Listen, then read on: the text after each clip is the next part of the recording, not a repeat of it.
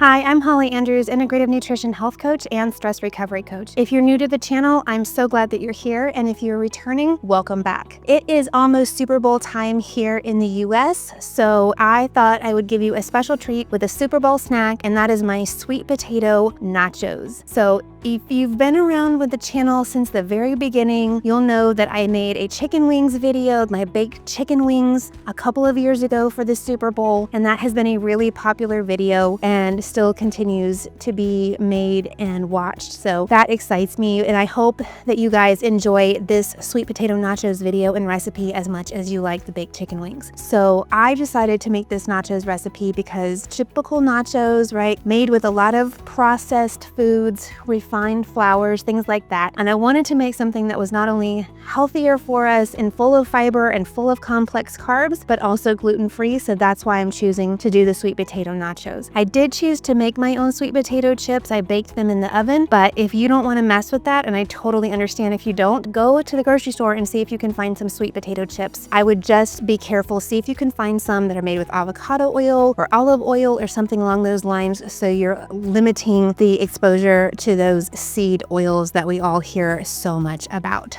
Again, by using the sweet potatoes, we're increasing the fiber, we're increasing the complex carbs. That paired with the protein in the ground beef that I've got today, and then paired with the avocado crema to add in some healthy fats, it just makes this recipe absolutely perfect and addresses that blood sugar stabilization, that cortisol stabilization that we always talk about here on the channel. So it's a great option, and that's why I went with it, and very easy to throw together. So the first step that I actually did was I got my onions going. So I thin sliced some onions, about half of a cup, and then I've soaked them in 2 tablespoons of apple cider vinegar to make a quick pickled onion. I did kind of stop every few minutes and toss the onions around just to make sure that everything was coated and they got that quick pickle really nicely done by the time I was ready to assemble the nachos. So that's why I started with the onions first, and then I moved on to my sweet potatoes. To get that thin sliced sweet potato, I did pull out my mandolin. I don't get to pull it out very often, or I don't think about pulling it out very often, so I took the opportunity to do that today. If you don't have a mandolin, that's perfectly fine. You can just thin slice your sweet potatoes with a regular kitchen knife. If you do have a mandolin, I set mine to 1/8 of an inch slice. I didn't want it too paper thin because I was afraid that they would burn, and some of the smaller pieces that I got actually did burn because I wasn't paying too close of attention, but most of them turned out fine. So I think that 1/8 of an inch was the great choice for slicing the sweet potatoes on the mandolin. Once they were all sliced, I used 2 medium sweet potatoes. Probably could have done a third, but I didn't actually have room on my baking sheets for that, even though I probably could have used a third sweet potato. But anyway, it is what it is. Once the sweet potatoes were sliced, I threw them into a bowl and then sprayed them down with some avocado oil and tossed them to make sure that all of the pieces were coated. Put them on my baking sheet. I tried to get a single layer, but as you may notice, when I went to flip them, I had some hidden surprises underneath. Some small pieces often got stuck under some larger ones. It happens, and it was fine. In the end, no big deal. And then before I popped them in the oven, I gave the tops of the sweet potato pieces one more quick coat of avocado oil spray, and then I put them into a 425-degree oven, a total of 25 minutes, but at the 15-minute mark, I did go ahead and flip the sweet potato pieces over. If you don't, like I said, if you don't want to mess with all that, go to the store and see if you can find some sweet potato chips. No big deal there. While the sweet potato chips were cooking, baking, I went ahead and I got my avocado crema put together. So to make that avocado crema, I took 2 halves of an avocado, the meat out of the avocado, added that into my mini food processor, added in the juice of 1 lime. I was prepared to add more just in case the consistency didn't turn out, but it turned out all I needed was the juice of 1.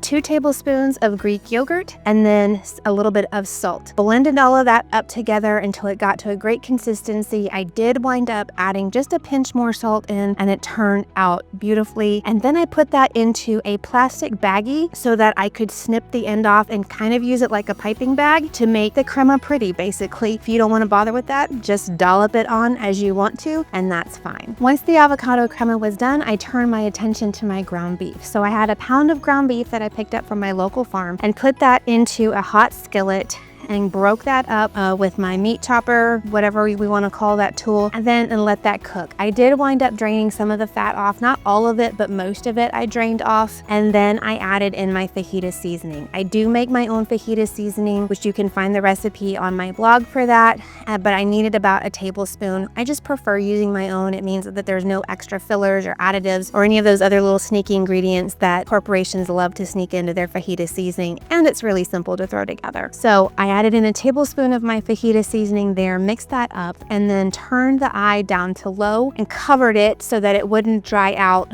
while the sweet potatoes finished baking. All right, once the sweet potatoes finished baking, I pulled them out, and you'll see that some of the smaller pieces did burn because I mentioned I wasn't really watching them so much, but that was okay. I still had totally plenty of sweet potato chips to go around, so I put a layer of sweet potato chips on my football platter that I only pull out at Super Bowl time, and then started to layer everything together. So half of the ground beef went on top of the sweet potato chips, half of the pickled onions, I spread that around on top, layered some of the crema on there, and then did it again with the rest of the sweet potato chips, an additional layer of the rest of the ground beef, the rest of the pickled onions, another layer of the crema, and then I topped that with cilantro, and it turned out beautifully. I love the way this turned out. It looks so good, it smells so good, it tastes so good, and I know that it's gonna be a big hit at your Super Bowl party. So I hope you enjoy the recipe, I hope your team wins, and I hope you have a great Super Bowl party with your friends and family. Be sure to check out the blog post for the recipe, check out the website for other ways that we can work together, from my one-on-one coaching to my free online community. It's all there. You can access everything from the website, and be sure to follow me on social media for more burnout and stress recovery tips and info there. And of course, like and subscribe to the channel. That would be doing me a huge favor, and I would very much appreciate that. So until next time, I'm Holly Andrews, and I believe that you can heal your stress from the inside out.